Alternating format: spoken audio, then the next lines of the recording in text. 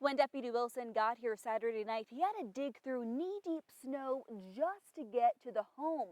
When he finally got inside, he found a 94-year-old woman bundled up in blankets without any heat or electricity and no phone service to call for help.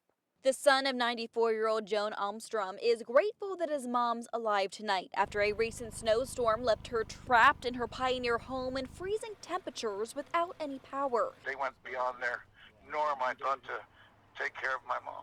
Amador County Sheriff's Deputy Casey Wilson responding to a call of a welfare check at the residence after a neighbor had become concerned. Upon arriving, I showed up and noticed that there was just a blanket of snow on the ground with no footprints or anything, and the house is dark, which automatically set off some alarms in my head saying something could be wrong. Shoveling several feet of snow just to get inside the home. That's when Deputy Wilson found the 94-year-old sitting in a wheelchair covered in blankets, struggling to stay warm. He carried her to his patrol car and then to a nearby hotel. She was more than happy to go to the Jackson Rancheria. I couldn't get her up out of the house fast enough. She was really excited to go. Joan's son Rick tells me by phone that he's just relieved that Deputy Wilson was able to get there in time. Without them going to help her, she would be sitting there freezing with no electricity, no heat. And I don't think that would help her very much at the age of 94.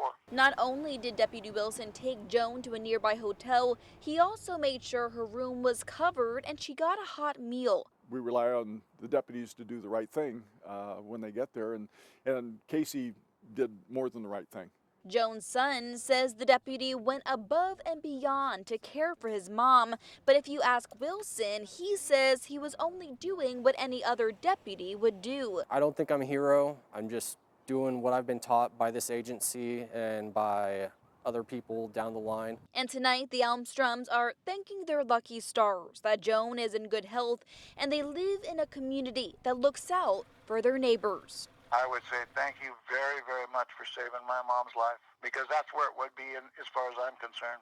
Joan's family tells us she is doing well tonight, but won't be returning home until her driveway is properly plowed. In Pioneer, Bridget Bjorlo, Fox 40 News.